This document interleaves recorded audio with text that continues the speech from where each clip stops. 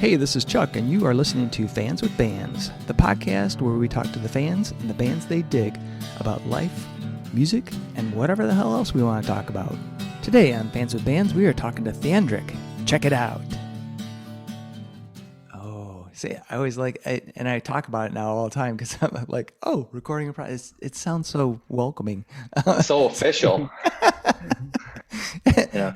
Hey, this is gotta be professional. No smiling. That's right. Yeah, and it's metal. Metal time. We're talking now. about metal too. Hey, this is Chuck with Fans with Bands, and I am talking to Paul, Bill, and Aaron from Theandric. How are you guys doing? We're doing great. Awesome. Yeah, good. Thanks for having us on. Thanks. Yeah. And we have Ryan, Jeffrey, and Mary as fans. How are you guys doing? Doing good. Glad to hear one of my favorite bands growing up with. Just kidding.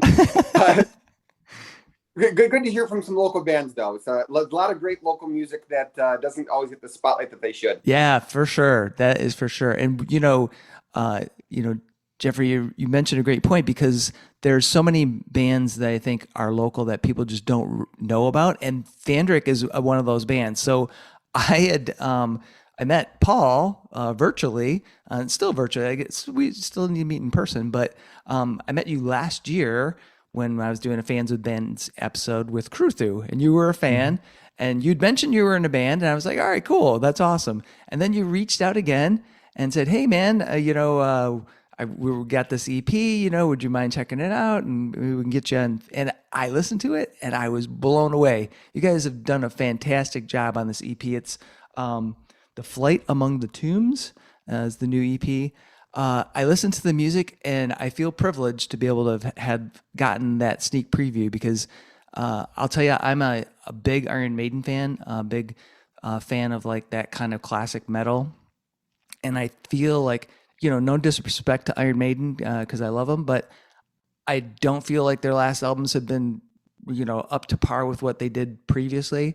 And I feel like you guys are writing the music that I want Iron Maiden to write. And particularly when I listened to this album, I felt like I was, not that it's a ripoff or anything of that, but you're like building upon that sound that I loved in Power Slaves.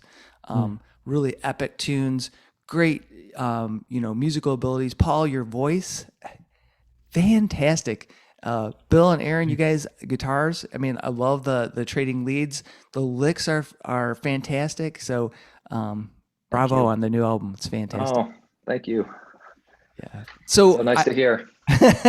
So I have to ask and start off with like, what was your desire behind making this EP? What were your thoughts as far as what you wanted to accomplish on this album? I'll take this. All right. Let's see. Besides the chicks, the drugs, and what else we were going to get? Yeah, sex, drug, and rock and roll. Yeah. Yeah, this is true. This was intentional thought about, what would be the most accessible, marketable thing that would make us tons of money and get lots of attention, have little to no substance. And we thought progressive metal. That's the thing. Really to just, to make a statement. So Right. Somebody screwed up when we ran the numbers. I don't know. But we actually were it was really great synchronicity in terms of the band, me connecting with Bill and Matt and Aaron at a certain point in time. Like I had been writing stuff on my own for a while and did one EP just as that was like a one-man project, which actually I'll have to send you that. We had an EP called Up the Irons, which is a Iron Maiden. And so that was 10 years ago, and I had always planned for Theandric to be a full band. Yeah. But it was just a matter of, trying to find the right people. And then I met Bill and Matt when they were playing in a local 80s tribute band. Okay. And they needed a bass player for a couple shows.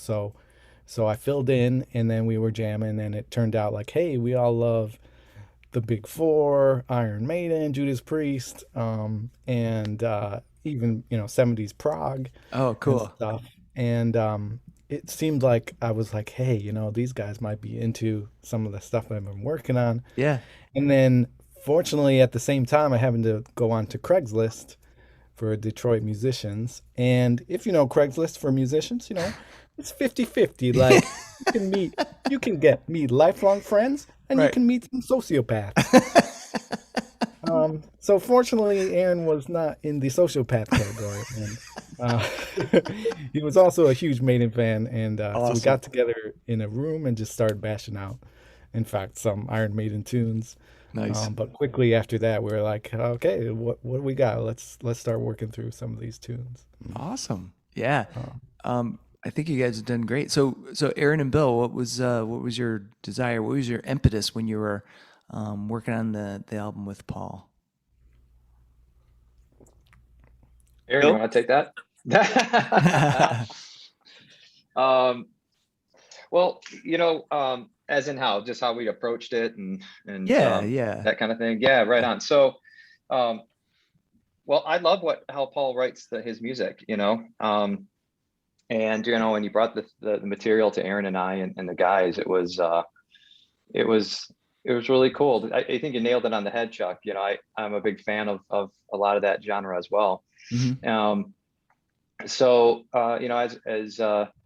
it just struck me like obviously a good chord, and it felt good for me with my musical, like the way I write my solos and the way I write music and things like that. So it was a good fit, and most importantly, our chemistry is great. We got really good chemistry in the band, and we're all friends. We laugh but we're always laughing at rehearsals and stuff like that. So That's cool. it's just a good vibe, Yeah. there's all that drama or the stuff you hear about, bands always wanting to yell at each other and getting upset and all that stuff. Like, it's a really good vibe in the project. So it made writing the music and a lot of fun. Cool. Obviously during the pandemic and things, we had some downtime. So like a lot of artists, we were able to, devote some time, and more than maybe we could have, maybe with other things in our lives. And, it turned out pretty good. I don't know if that answers your question, but Yeah. For me as a guitar player and that kind of genre, and the way Paul writes his songs and whatnot, I love it, obviously. And, he's a good guy, and I think it works really well. I mean, we've been working on new material now too, and it sounds like every artist, we're very excited about the EP and getting that out there, but we're excited to play some of the newer stuff. We've been playing a few songs that aren't on the EP. Awesome. That's been getting really good response. In the same genre as, like that kind of classic new wave of British heavy metal, or, maybe a little bit more thrash. Yeah. That type of thing, and been getting really good responses from people. So it's really encouraging to us. We're doing what we do because we love it. And then if people happen to dig it, that's even cooler too. Yeah. I love Paul. You get on the mic. We'll play in front of like 50 people over at like, at Parks and Labor or somewhere, and be like, we're gonna play you 30 minutes of songs you've never heard before. And it's really heartwarming when you finish a song and everyone's like into it and clapping and want to hear more. So it makes it feel really nice that the songs we love so much and cherish, put our heart and soul into, you give that energy out to other people and they give it back to you. And it's a nice feeling. So yeah. Awesome. And Aaron, how about you? Yeah, I mean, I echo Bill, and in the sense that it's been really fun getting to connect with other music fans, metal fans. The camaraderie is great, making good music. We started out playing covers and stuff like that, and it's like, what else can we sink our teeth into? What can we make? Right. And for me with the EP, it was like making music that I want to hear.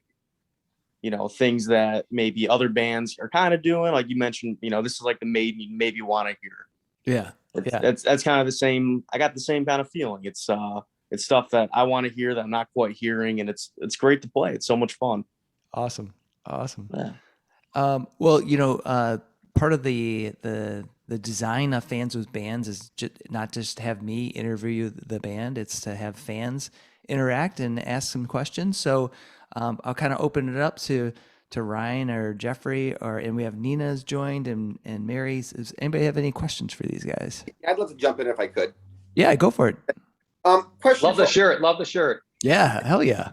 He's got Iron Maiden shirt on. If anybody's To point out, I didn't wear the shirt for this Zoom meeting. I always wear it every day. So, That's even better, my friend. yeah.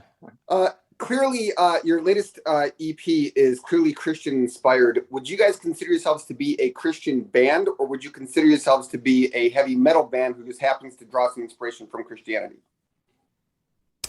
Yeah, I would say no, we're not a Christian band.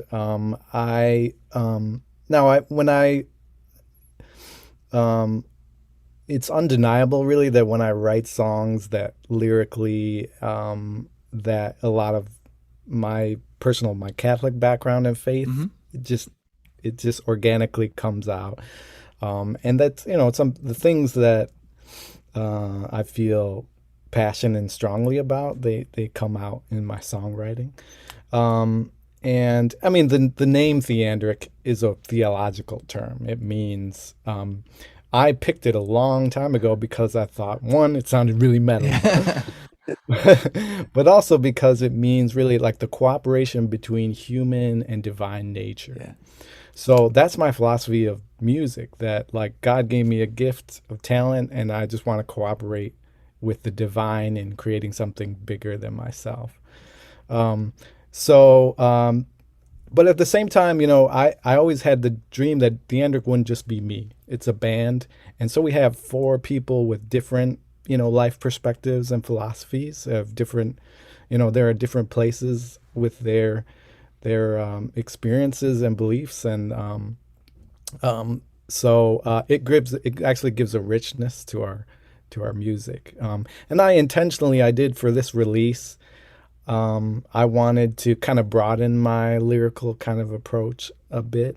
I want metalheads of all stripes really like to connect with it, like the riffs melt your face, but if you sit down and you read the lyrics, like it's thought provoking, there's some depth to them. Like for this record, a lot of poetry and literature was the inspiration, and then some biblical things as well. But I would say, like our aspirations are not to be pigeonholed really into one, thinking of being one genre like Christian metal. Yeah. So cool. Awesome. I was curious about that myself because, and that I have a kind of a spin-off question to that. Do you ever feel that there's any kind of that people may not necessarily approach the band because they think it's a Christian band, and has that caused any problems for you as far as like your goal for the band and as far as being a metal band, but then people think, oh, it's a Christian band and I'm not into Christian beliefs, so this is not for me?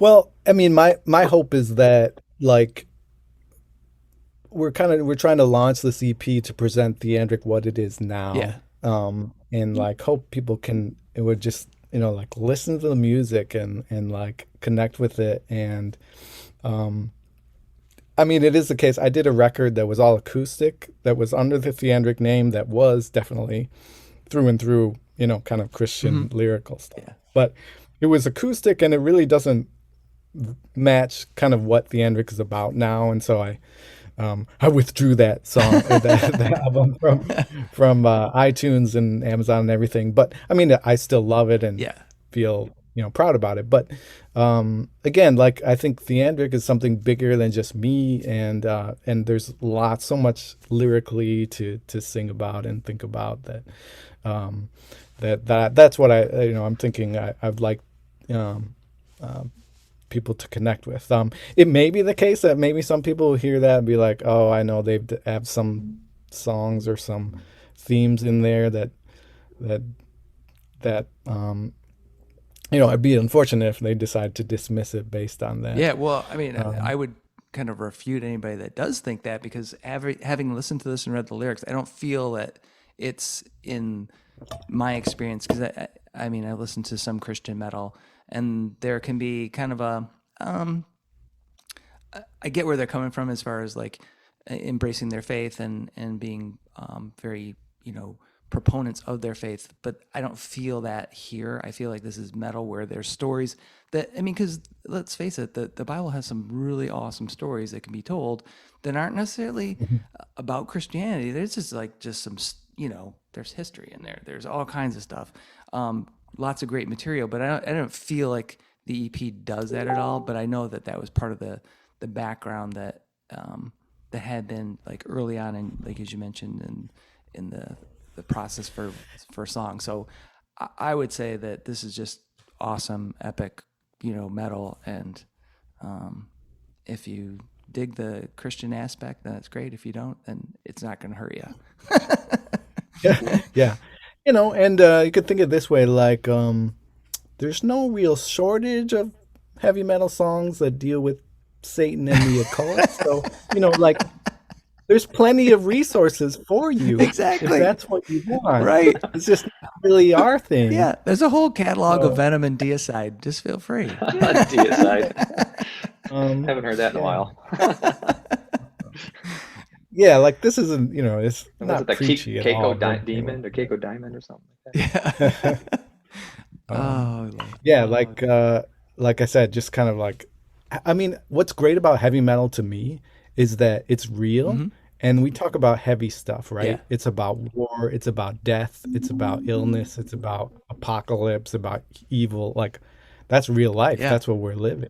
So heavy metal, I've always loved that we speak to those things and try to grapple with them. Yeah. And not just live like everything's perfect and Right. butterflies and moons. and dancing unicorns. All right. So Ryan or Nina, Mary or Geoff, do you guys got any other questions? This is a simple question. I don't know if you're interested. I have a friend who's in a band, but a question for you is if any of you record the music in tablature or staff notations, or if it's improvised during the recording process. Because I've heard from other bands, some improvise such that there are some variations in the way the song is played between from show to show, and others record a good portion of the music in tabs or staff notation. Cool. Well, I could say when I'm writing a song, I'm usually recording rough ideas just on my computer, and over time I start to refine them until I get to what, like, okay, I want to each time play it this way. It did help sometimes in the studio that I do actually use some scoring software, so there is some tab and some written out music. Also for the keyboard stuff, which is sort of like our secret weapon of Theandric. Some of that, I confess it's hard to play, like the organ that begins the EP. It's hard to play fast. So yeah, I think we're pretty meticulous in that when we play a song, like it's going to be the same each time. We kind of like, this is how it goes. We might sometimes we try different tones, maybe. Like Bill, you could speak to like some of the cool effects and different things that you try to give different textures. Yeah, absolutely. Yeah, I know for me, I use GarageBand pretty heavily. So Paul will send over a pretty flushed out idea, and it'll encompass all the instruments, including a drum machine with ideas that he has for rhythms and to set the vibe.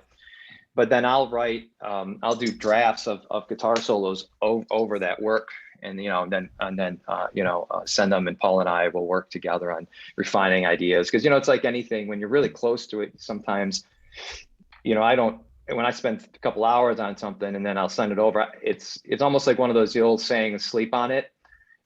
I need a break from it. Or Paul hears for the first time and he'll be like, I love sections, the first 3 bars, but the bar 4 and 5 are not just there yet. It's kind of going somewhere else, where it might be better if it went somewhere this way. And so we work that way with GarageBand. When it comes to a live setting though, like I only use a few pedals. I have this cool It's called Villanova. It's actually out of it's a Michigan-based company. Mojo Hand Effects actually that makes it. They don't make it anymore, but it's a chorus pedal, but it's like an old 70s kind of sounding chorus pedal. Paul, who's the guitar player, the 70s blues player we always talk about? I forgot his name right now. Robin Trower. Robin Trower. Oh, Robin Trower. Yeah. So yeah, right. And obviously everyone knows Dave Murray's a huge fan of Robin. And you know, if you listen to Power Slave or some of Murray's with those chorus pedals he uses, you can see the influence once, you know, really start understanding where he's getting it from. But that pedal has that kind of a sound to it. It's really, really nice. So I'll put that on certain songs or certain sections of songs that aren't on the EP live. Just to, like, you know, Ryan, just to like spice things up, or, you know, create a different texture. You know, and the live setting and things like that. Not only for myself, but then for people who might know the songs or been listening to them, and then when we see them live, it's just like, oh wow, that's really cool. It really sets a different mood or tone to the song, you know. But you know, solo, as I stick to my solos pretty close. You know, I'll do little tweaks here and there, but you know, I'll play them pretty right on. And if I'm not, it's because I forgot what I was doing. And now I'm improvising my ass off. Like, hey, that was really cool. You did that totally differently. Yeah, I know, right? Woo. If I can just jump in really quick, going back to something you said, Bill, I kind of missed something. You said you use GarageBand. Can you please, is that a software? Can you please explain what that is? Oh, right on. So yeah, it's a software by Apple computer. It comes with all the new Macs, or I think it's a standard now. It just comes with all the Mac been around computers. for a while. Yep. Yeah. So I just use this. I can show you. It's cool. I have this little dude I had here. And it's a converter. So it just goes from USB into this converter right to my 1/4 inch. And it's got every single amp setting, effects. You can get it right down to the nitty gritty. You want to use a 57 mic down a 412 cab with, you know, vintage type speaker. It gets really intense. Chuck's nodding. He's probably used it. Yeah. Yeah. You could spend days messing with it, and I'm sure people do. I found a decent tone that I'm like, I just saved it, and I'm like, because I'd rather play the guitar and work on something, you know, mess around with tone. At least on GarageBand for a demo. But yeah, it's a cool software. I recommend it. It's very powerful. I barely scratch the surface on it. To me, it's kind of like a digital 4-track Tascam I used to record on when I was younger. And I was like, oh my God, 4 tracks. And I would record each track. And then I'm like, oh no, I don't have a 5th. This stinks. Then it's on a cassette, and I'd have to put it in my 84 Riviera to listen to it. So, yeah, exactly. Now things are much cooler and easier. I know. Yeah, because GarageBand. Yeah, check like it out. you said, you can put the 57 mic on there and have any cab you want, and basically any amp head you want. You know, it blows my mind away. It really is. It's very, very versatile. It's pretty neat. Yeah, we could start to nerd out on guitar stuff real quick here. I can feel it. You know, it's funny. I was actually in a U2 tribute band for a little bit, and when I had to, you know, simulate the Edge, and well, good luck. I didn't have $3 million so I could buy and have, you know, his you know, what his one guy who does all the stuff. But anyways, I did have a board that was the size of I'm not kidding you, it was probably the size of a kitchen table. And I had two AC30s, A and B on stage, with literally the board was split in two with two different, and I think that scarred me because I literally have 2 pedals now. I was like, I'm never doing that again. It was fun for a while though. I gotta minimize here. So we've got a couple extra fans have joined, and I think I recognize Matt there. Hey, Chuck. Hey, man. Hey. And Caitlin has joined. So kind of opening it up to folks, fans that are on that have questions for the guys in Theandric. So I don't know if Matt or Caitlin or Ryan or Mary or Nina, anybody has any questions, or Geoff. Anybody? I do. I have a question. Well, okay. Go for it. Sorry, I jumped in. I want to know everybody's favorite song and why. Ooh, awesome. Oh boy. Now, is that the favorite song of Let's think about anybody, this. or the favorite Theandric song Oh, that they've got favorite on the Theandric EP? song. All right. Favorite song that here you we guys go. play. Oh, that's a lot easier because I was just going through my Rush collection in my head for a second. Like, oh boy, that's a tough one. Well, Paul, you want to go first? Let's see. Let's see. Well, I did. Actually, Aaron and I were chatting about this once, and in terms of like we were distinguishing like what do you, in terms of like what we like to play live and then listening to is Oh, some yeah, sort of yeah. different, I think. And for the couple live shows we were able to do this year, we open up with the title track, "Flight Among the Tombs," and it's killer. Yeah, I It's love that awesome tune. because like the organ starts, and like every time wherever we were playing, if it was a little place, big place, we haven't done Little Caesars Arena yet, but like the organ starts and there's a total like vibe already. Like the energy in the room changes. And people are like, "Ooh, what's going on? What's going on?" And then like we kick into the heavy riff, and it's awesome. It's just like it really like the title of the track really gets the vibe of like we're about to go on this flight and Yeah. it's going to be an adventure. So that's a lot of fun to play and to sing. For I think for the record for me, the song which will be our single, which is now you can stream on our Bandcamp page, but the song "Condemned to Death," I think was the one that really turned out powerful. And that is one where I really like, for me personally, like emotionally, vocally in the studio, singing it, like it really like everything synchronized. I think in a way like it's heavy lyrics, heavy music. Like it really, I've found that people have heard the EP, like that's the one that they say that one really, they connected with and that stood out to them. Cool. Aaron, how about you? Mine changes all the time. That's why me and Paul are talking about it. Probably my favorite to play live right now is Battle of Sharamir. Oh yeah, that's It's fun. That's a great fun tune. It's just got these cool like dual guitar parts, like kind of a cool straightforward riff that's got little hooks in the middle of it, and it comes across really fun live. And my favorite to listen to on the EP is Ozymandias, because I think it catches such a vibe. It's very epic.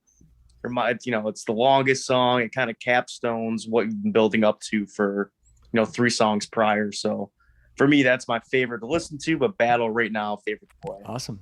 And Cool. And Bill, how about you?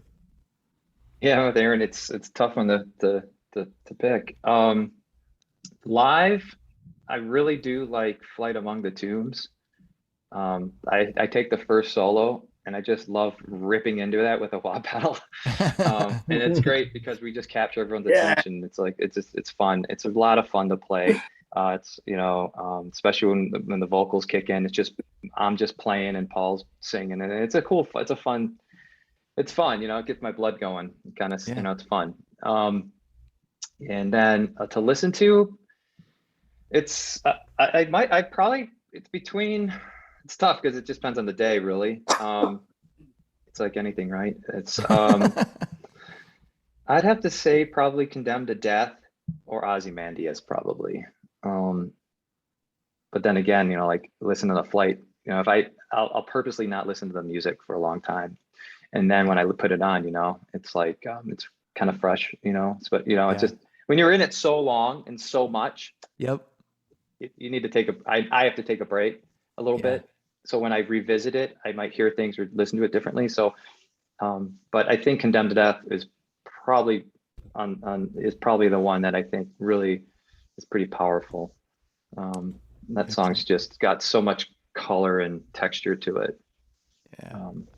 I'm very excited for people to hear, obviously all the songs, but like Paul said, that one for the first singles, I think I'm very excited. I think it's a really good song to throw out there in the metal music sphere. Yeah. For Theandric, I think. Yeah. It's fantastic. Yeah. I'm curious though, like, so I don't think the album's coming out for everybody to enjoy until February. Is that correct? Yeah, February 11th is our release Okay. date. All right. Mhm. So we've got to hold on to that one tune to last us through the holiday and into February. All right, cool. Right. Excellent. Yeah, thanks for your patience on that, because I tell myself that every day. Just gotta hold on. You got to hold on. Yeah, there's a lot of stuff in the works for the reason for that date. So, Excellent. it's yeah, for sure. So Well, that's cool. there's a reason behind that for sure. So, All right. yeah. Some of the very special VIP Theandric fans got their advance copy. Nice. Nice. Y'all raise your hand there, and don't worry, Ryan, we'll hook you up. Excellent. But yeah, I want to. If you don't mind interrupting, I No, want to go for it. acknowledge the presence of the great drummer extraordinaire Matt Fry of Cruthu. God. Yes. Yes. My first fans with bands experience was as a fan of Cruthu, and Yeah. they put out awesome albums Yeah. already. So I've already told Matt, like, let's see about 2022 Theandric / Cruthu tour. Oh Mhm. man, that would be fantastic. No, that'd be awesome. Yeah. No, I just want to say that I haven't heard. This is the first stuff I've really heard from you guys, and it's on constant play in my car. It's like replay. Right on. I love it. This is like epic metal done perfectly. Yeah. And Oh. the production, everything is just, I can't get enough of it. It's so good. Yeah. Yeah. And That's awesome. that's a good point though. That you bring up, Matt, because I have heard some really killer music where the riffs, the songwriting is cool, and then the mix to me sucks. Like, Yeah. I like to have, even though Yeah. I play guitar, I like drums a little bit forward, Yep. and I like to make sure that the guitars aren't overwhelming everything, because a lot of times I hear music where the guitars are Yeah. like way too high and like Mhm. yeah. So you guys have done a great job with the mix. So where was this recorded, and who was the mastermind that was handling that stuff? We were really fortunate to connect with Tim Padalin of the Loft Studios. Oh, yeah, in yeah. Saline, Michigan. The EP that I did as a one man guy in 2011, Andy Padalin had produced in his home studio. Cool. So both of those guys play in alternative rocker sponge. Yep. Legends here in Detroit area. And we did, we spent some time thinking intentionally about like, where can we do this? And we wanted to have a steady guiding person that we could really, would listen and hear what we were trying to achieve. But also, Tim was amazing because he has all the knowledge and he could know what we were trying to get before we could even verbalize it sometimes. Awesome. Like, Mhm. so we brought in things where we're trying to say, kind of like going for this kind of vibe. And I remember Bill and I were talking about it before we actually went in the studio. And one of the things that was important to me was I wanted this CD to sound with real, and I mean, certainly like our keywords are always epic and powerful. Is kind of like the keywords of Theandric. But I wanted to have it feel a certain bit of danger, if you will. Like, not to feel like everything was like corrected on Pro Tools. Yeah. Like, yeah. it should feel like these are 4 dudes going in there and just like nailing it, Right. like sing your ass off, play your ass Yeah. off, like, try to capture that energy. So I like hearing mistakes. I like hearing small mistakes and stuff. It tells me that, those are real people playing those things. Yeah. Yeah. There's so I don't know if you guys are Armored Saint fans, but way back in the day, because I'm an old person, I got the very first EP, and if you listen to that, you can hear that there's one. Is it shoot? Now I'm blanking out on the tune, but you can hear the guitars when they're playing. One person screws up and he's off a little bit on his picking, and he loses it for just Yeah. a second, like a beat, but it's in there, and you're like, Yep. oh, yep, he just Mhm. totally fucked that up. You know, he's like, but they keep going, you know, and they just rolled with it, and it sounds awesome. I love it, you know, because I'm like, you know, I don't play perfectly, and look at you, you this Armored Saint, so Yeah. Yeah, Metallica's they did Garage Days Revisited, you know, they did Merciful Fate and, you know, all the covers. yeah, And I think it was I think it was Motorhead, Overkill, I think was you hear some mess ups on the guitar. Yeah. Yeah. Yeah, I think that was the one, I think. And then the other famous one is John Bonham's drum, squeaky bass kick drum. You can hear it squeaking. I can't remember what song it is, but you hear it clear as a bell. It's like, you know, and the Zeppelin track is great. So I'm with, and so we recorded the you know, the songs. We recorded them live. We were all separated, and like we were in the control room, Aaron and I, and Paul and stuff, and Matt was our drummer was, you know, obviously in another room, whatnot. But the amps are all downstairs, all mic'd separately, and you know, for just that point, Matt, you know, just capture and Chuck to capture that vibe, and we kept a ton of that stuff from those takes, you know, that's just cool. for that reason. Yeah, because there's a chemistry for sure, you know. Mhm. So, It's tempting. It's tempting to go back and fix things, but you know, sometimes it's nice to just leave it. Yeah, because I mean, I am a fan of like heavily orchestrated music as well, but sometimes I wonder like, how the hell are they going to pull this off live? Right. You know, because you're like, you've obviously added a whole bunch of shit to this thing that's, you know, and there are bands that can translate that, right? They translate their tunes, that they dial them in a different way so that when they play them live, it still has the, you know, overall vibe, but they've compromised. But I think you guys having played live and doing the EP live and the new songs that are coming out, you obviously won't have a problem with that. Yeah, we found what we worked out was that, and Matt, our drummer, is really experienced, and we created I mean, we have keyboard tracks that, you know, it's not like we can play the songs without them, and they're powerful and great, but it is really like for our music that has these different layers and orchestration, it really does add a lot to the vibe. And part of it is practical, like it's like, does anyone know where John Lord's ghost is? Like, it'd be nice if he could play with us, but he's not available.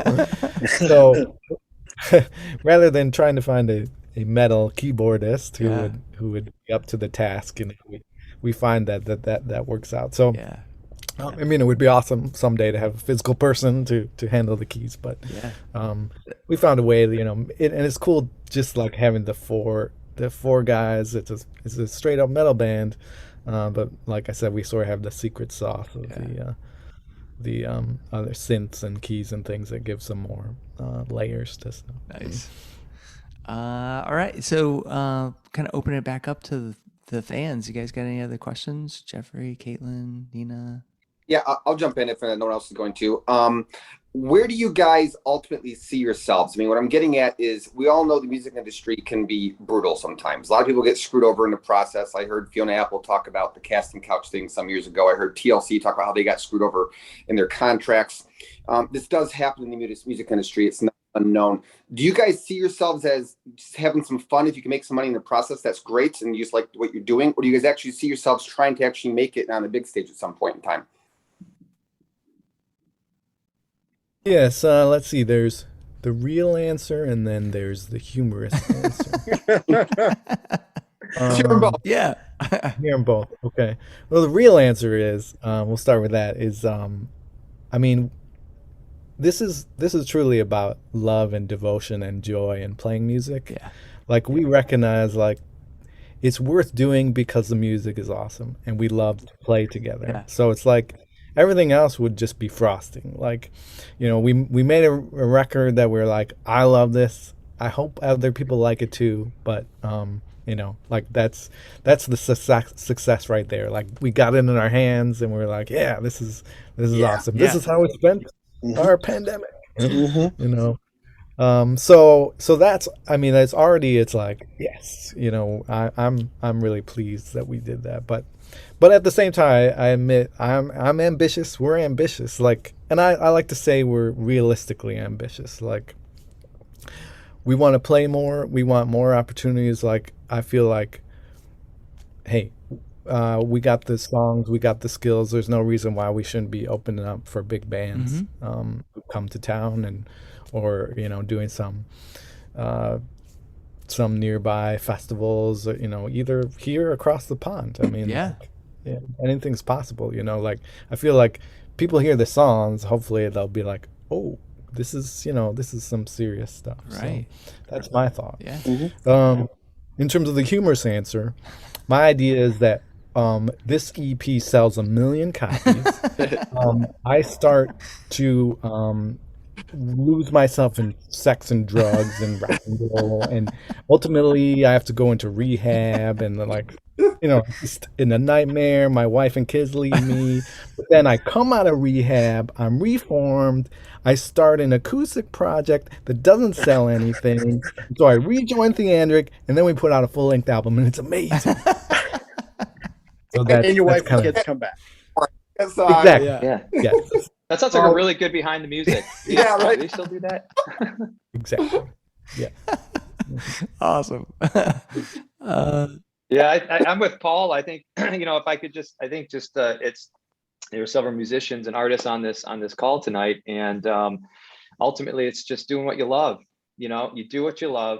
You don't think about anything else. And it's like the lyrics of Limelight with Neil. He nails it. Focus on what you do and what you love. And like Paul said, if other things come of it, that's amazing. That's great. But ultimately, we want to keep writing music, and we love what we do. And if people want to love, they love it too. Want to come out and see us, whatnot. That's exciting. That's really great. But it's about writing great songs, and the challenge of doing that, and that's the passion of it. That's the heart of it, and that's where it's at. I think Paul. I just wanted to say that as well. It's every guy in the band. That's what we're really doing it for. Is ultimately we just love music. That's cool. We're like, yeah, right, and that's why we want to do it. So Awesome.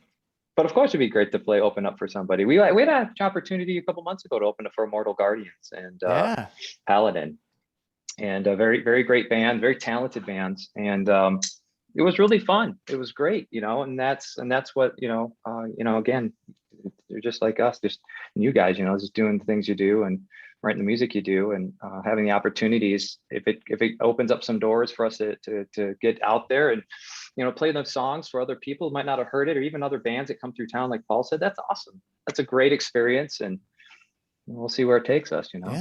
Yeah.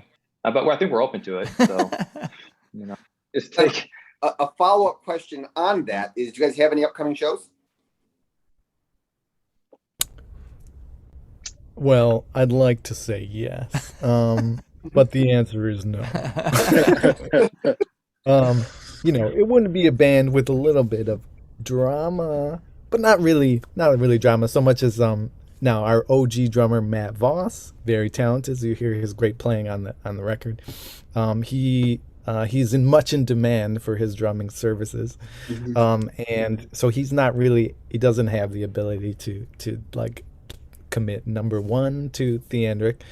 So that's one hurdle, has just been trying to schedule around that. We actually have been actively trying to find another drummer, and we just need Matt to move down from Petoskey. Too bad. That's a hell of a commute. Yeah, it's a little bit much, and we don't make enough yet for his gas money. I'd do it in a minute though. That'd be awesome. It's good to know. So as it is, things are behind the scenes. We're in the works to try to figure out how can we get back out there again. Cool. So in the meantime, though, we'll be working on putting in some promotion of the EP, and just get a chance for people to hear the songs. But Geoff, for sure, I'll let you know once we get some. Yes, please do. My work schedule being what it is, It makes it extremely difficult for me sometimes. But I'd love to come see you play live sometime. Yeah, yeah, me too. Absolutely. And Jeff's in Chicago, Oh, so geez. we could play Reggie's or Yeah, someplace yeah. Empty cooler like bottle. that. Yeah. Hell yeah. That's awesome. Just if you guys come, make sure you come with weapons because the city isn't doing so well right now. So We are We got ready a really to cool fight the flying battle. V. Maybe that could be. Yeah. Yeah, I think once the holidays, it's like this month is pretty right. It's coming to a close, and I think we'll see some opportunities in the coming months as we roll into the new year Yeah. and see, like Paul said, see what happens. So we'll just keep your eyes peeled on our webpage and sign up for the mailing list, and we'll alert you guys when we have shows. Cool. when you say mailing list, are you referring to an email list or a hard copy? What are you referring to? It's an email list. Okay. So you can just go to our website, theandric.com, and just sign on up, and we'll blast you out, when we have shows. Perfect. Okay. I know will. where they're at, and Thank you. Perfect. Yeah. yeah, you bet. I'll Yeah, you put bet. links in the show notes for the podcast. So when the podcast comes out, those will be out there too. So we can right on. socialize there too. Awesome. So I've got a question for you guys. We talked about your favorite song to play from the album, but I'm curious about like your origin story. I like to like kind of go back into everybody's catalog, and this includes fans as well. What was the very first album that you bought? And this could have been gifted to you, but what was the very first album you remember like consciously like, I've got to get this? So let's start with the Bill. Depeche Mode, People Are People. Really? Awesome. Excellent. Nice. Yeah, I think that one, which I love. I'm a huge DM fan. And then I think that, and then Men at Work. Nice. Yeah, Awesome. I can't remember the album. It's that was. Yeah. That's what started it. I recently learned that Troy Sanders is a fan of Men at Work. Oh, Yeah, man. so crazy. Yeah, and then I was a skate rat. And then I listened to a lot of hardcore, Cool. so Minor Threat, Black Flag, Circle Jerks, Sam Hain, Nice. Misfits, and Exploited. Right on. The list goes on, Yeah. right? And then it wasn't shortly after that is when my favorite year of heavy metal. I was around that time when I bought Among the Living, Master of Puppets, Rain and Blood, Abigail, and 86. Summer in Time it was maybe, and then that just changed my life.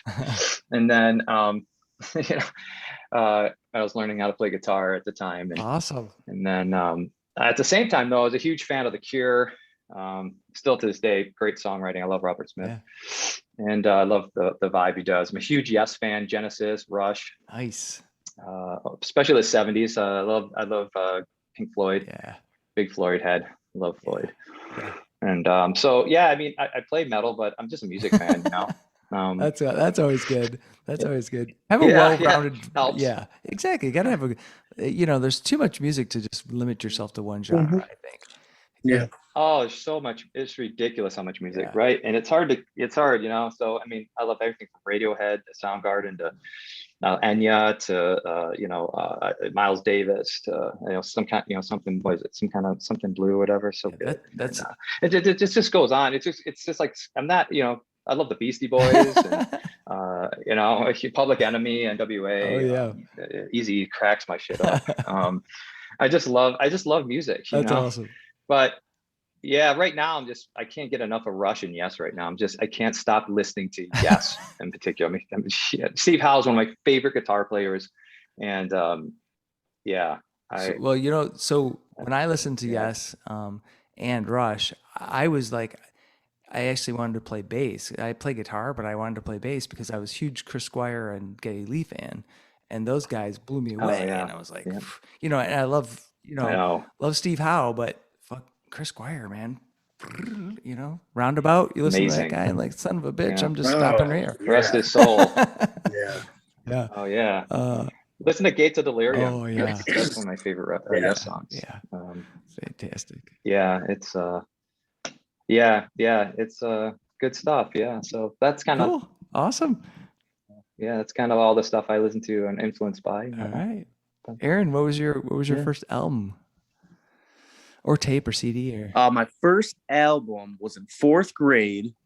It was Iron Maiden's Power Slave. Saw the CD cover at Best Buy, shopping with Aunt Sue, and I was like, I gotta have this. Like, it looks cool. Like, I recognize some of the songs. Maybe I've heard them, maybe not. Yeah. Took it home, and like the intro to Aces High blew me away. I love that song. Really, like, you hear about people talk about that moment where like they hear something, it's like that was that for me. Awesome. And so that was the first one, and then got into, Metallica, Anthrax, Slayer, Megadeth's one of my favorite. Then, as you know, more modern, like Mastodon, Trivium, Lamb of God, Municipal Waste, kind of new wave thrash, just all over the board. With metal and rock. I just saw Municipal Waste at the shelter. They was kick ass. Oh, nice. Yeah. I was bummed I couldn't go, man. How was it? Good? It was crazy. The pit was like insane. I'm trying to take pictures.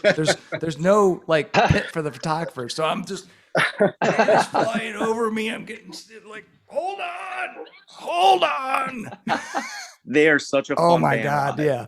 I've seen them a couple times and they were just fantastic, but yeah, cool. Awesome. Paul, how about you? Well, this is good timing because my friend Geoff here is joining us, and it is really literally thanks to Geoff that I was introduced to the music of Iron Maiden. Oh, I was in 6th grade, and we had whatever science class together, and he's like, "Dude, have you heard of Iron Maiden?" I'm like, "I don't know what that is." And so he gave me a cassette to borrow of Number of the Beast. nice. Right, and like Aaron said, it's just like. You discovered air for the first time. A light bulb goes off. What is this? So then it was Somewhere in Time and Peace of Mind, and it was awesome to just collect all those. And we were starting a band of sorts, and Geoff was like, and you're gonna play bass. I'm like, what's a bass? So I'm like looking in my albums to see what does a bass do, I begged my parents to let me get a bass and take lessons. Awesome. Yeah. So now, yeah. I don't remember that. Did I tell you you're going to play bass? I don't remember that. Yeah, basically, you were good at delegating. I just don't remember that. But it was divine providence because there's plenty of guitar players, but it's really hard to find a bass. It is. Good. So that It was really is. a skill that I acquired that really, I'm certainly Steve Harris is my all-time idol, I think, as a songwriter, as a bass player. So Yeah. Yeah.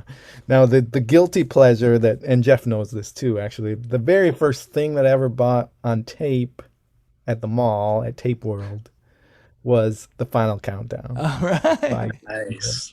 So when you're 11 years old and you hear that, you think that's the greatest thing ever. So I still unabashedly, I love the music of Europe. I'm not ashamed. But that was my gateway into harder and heavier stuff. Awesome.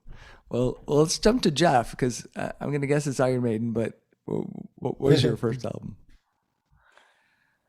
Paul, you probably remember this. It was Poison's "Open Up and Say Ah." Oh, It was yeah. the- Yes. It was the first tape I ever bought, my own money. I remember I had my little Poison phase in like the 5th grade, and someone else that Paul grew up with also named Brian Kruger, he got me into Iron Maiden.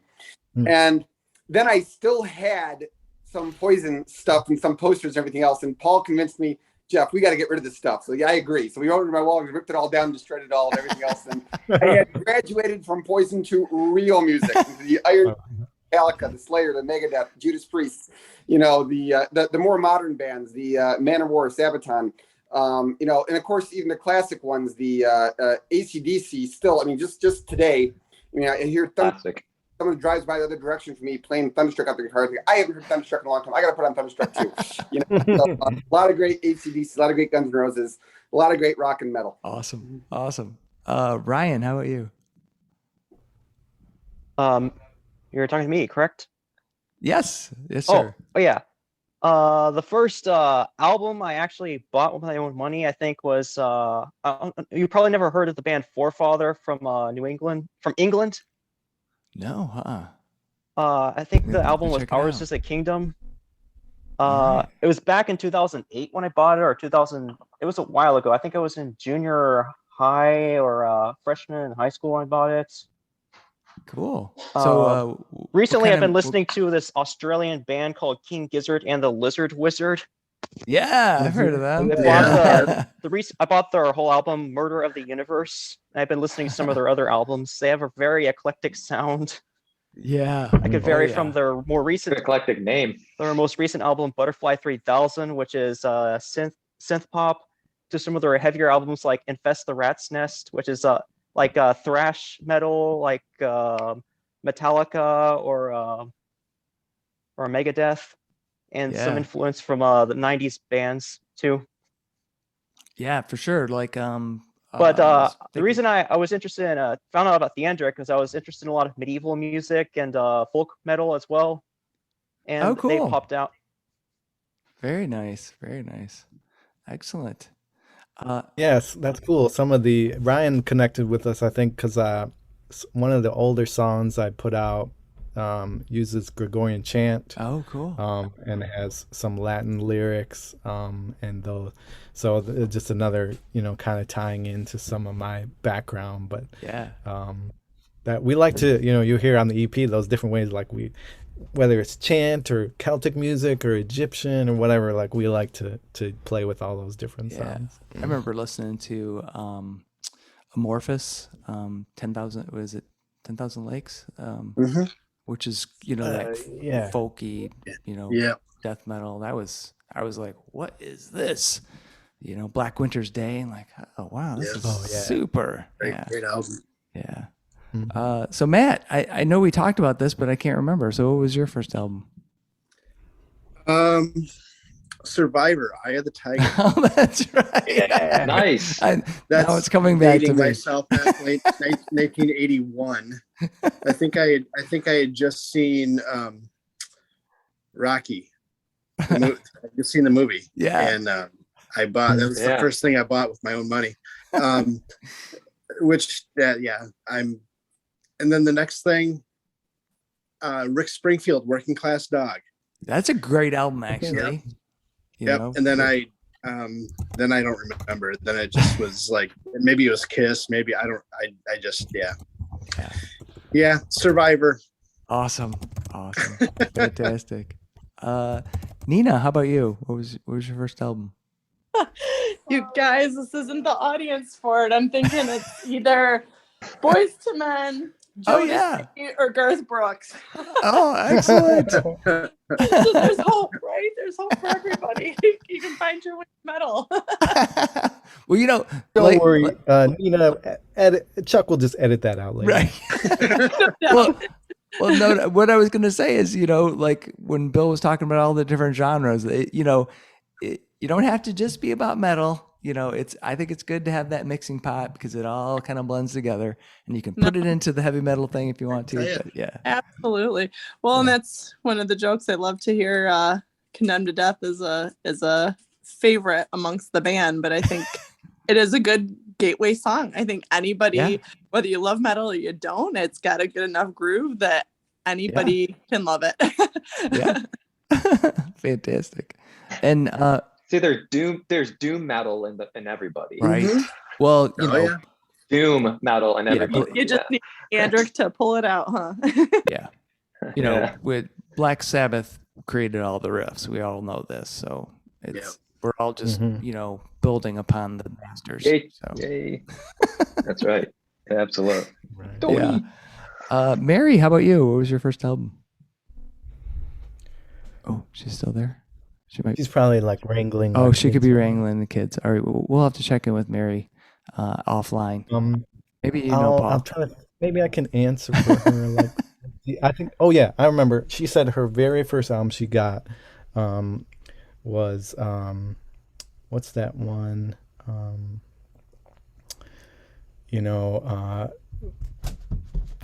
blanking on the name. Altars of Madness by Morbid Angel. Excellent. Yeah, That's a it was- I just made my way back to the phone, and I think that is a better conversation and answer than what my first album actually the hardest. probably The hardest thing was. we had to do was decide which song for our first dance at the wedding. That was just the hard part. Chapel of Ghouls. It was. That's what I walked down the aisle to, actually. Awesome. Oh, romantic. Or you can give the real answer, Mary. I don't know what it was. Yeah, what was the real answer, Mary? I don't remember. I honestly don't remember my first Oh album. no, that's sad. Well, my parents were very like music. Like they loved, like we always had music in the house, yeah. and they had really cool taste in music. So I don't remember. I feel like my dad always had like the next greatest like disc player or whatever, and he was always just buying albums. And we never had any money. Like I never had any money as a kid.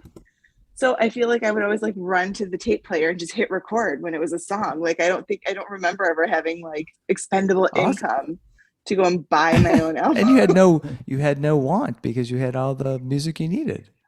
Because we had exactly. That's awesome. Sounds like a really cool mixtape. Yeah. Oh You yeah. know, We have some just record what you like. pretty with a little bit of commercial in there. Right? Too, Yeah. Always get a little bit of commercial. Okay. God, how did I get this out? Little jingles. Well, guys, I really appreciate having you guys on here. It's been fantastic talking with you. I have just one last question. Paul knows, Matt knows. This is controversial. Very important.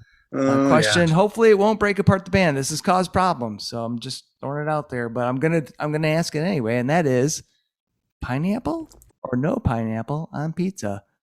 Bill.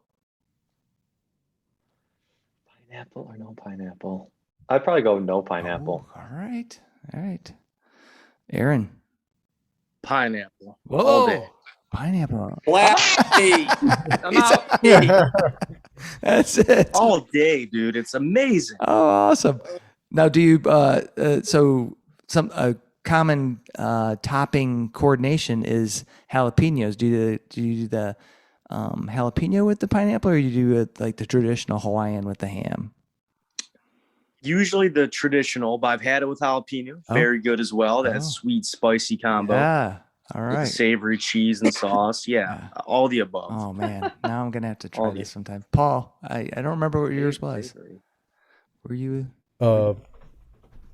Pizza top, whether yes or no on pineapple. Yep. Is that the question? Yeah. So I've thought a lot about this. Okay. When I was in college, Geoff and I were both at Michigan State. College for a lot of people is a time of exploration, experimentation. So I can say yes, I did have pineapple on pizza at that time. I'm not proud of it, but it was just something, you try. It's around. People are like, you want some, peer pressure. So yeah, I don't really, it's not a go-to topping now. Now I got 3 little kids, so it's always just cheese. Like boring suburban cheese. I just want some pizza. cheese. That's all I gotta have is some cheese. Like I need my family to leave town so I can order a pizza, like all beef. I never get that anymore. So. First world problem. Yeah. Ryan, how about you? Pineapple or no pineapple? If it's dehydrated pineapple, you want a real answer: pepperoni and green peppers, mushrooms, olive chives. Nice. I like that answer right there. Connoisseur. Yeah. Chives. I've not heard chives before. That seems like the Oh, secret they're just lyrics ingredient. from a song by System of a Down. BYOB. The song is called Chicken Stew. Is from their album Steal This Album. Awesome. Geoff, how about you, man? Look, pepperoni and mushrooms belongs on a pizza, okay? Putting pineapple on a pizza is blasphemous, and doing something like that, especially for a band of Christian roots, I would fear that doing something that horrible could bring about God's wrath like he did Sodom and Gomorrah. Okay, so you've been warned. You heard it here. There it is. Apocalyptic pizza. Avoid the pineapple. Matt, how about you? Absolutely not. Yeah. That's Nope. way Not to- even in the same room. Nina, Vile. Nina, how about you? Yeah, sure. Why not? Now, so sure, why not is not a convincing answer. It's like, would you get it, or would you order it that way, or would you just take it that way? I would try it. I've had it before. It's not my favorite, but All right, there you go. So you wouldn't. yeah. Well, All right, cool. And Mary, how about you? I'm gonna guess she's a cheese pizza eater. Yeah, like, she's my wife. We got the kids. It's like cheese. It's always cheese. Though for a while, like the kids love Jets. Oh. So we'll get Barbecue? Jets makes a nice tomato feta chicken Oh, pizza. nice. That's pretty good. Nice. So it's gonna make me hungry now. Right? I know. Get hungry. Yeah. All right, guys. Well, thanks again for being on Bands with Bands. So anybody listening, be sure to check out the new Theandric EP when it comes out in February 11th. Is that correct? All right. February 11th, 2022. And right now on Bandcamp, you can stream the single "Condemned to Death." Excellent. Yeah, thanks so much, Chuck. This was awesome. I love this show and what you're doing for us locally. And make sure you like and subscribe. You always got to. That's right. All right, guys. May I ask one more question? Yeah, sure. Go for it. Are you guys into the vinyl fad? Do you know if enough people demanded it, would you release a limited edition vinyl EP of Among the Tombs? That would be awesome. But what's interesting right now in the industry, and I've talked to a couple different labels and things, and they're like backed up like a year in terms of getting these records made, Yeah. with the supply chain and COVID and everything. Like it's so we're offering something even more special, which is a CD, like, totally outdated. I thought you were gonna say 8-track. But like we did the CD because it's cool to have the art and the lyrics, Yeah. and it's really for us. So, but it is the case, like a lot of people got the CD and be like, this is nice, but I have nowhere to play it. Seriously, people don't have CD players anymore? Yeah. Oh, man. Really? Wow. So That's kind of sad. I mean, I've got a ton of CDs, but I don't really listen to them. And I would love to hear this on vinyl. I'm sure it would be fantastic. But I get that it's so hard. And it's a chunk of change to kick out to even run, because they won't run less than, I think, 300 or 500. So it's a little bit of money to do that. But that would be thinking, good. Yeah, I'm hopeful that Atlantic Records will decide to There you go. do the vinyl run. That's and right. So let's tune in a year and see where we're That's at. right. Awesome. All right, guys. Well, thanks again for being on Fans with Bands, and I hope to see you guys live and see you in person, because shows are back. So I'll be looking forward to it.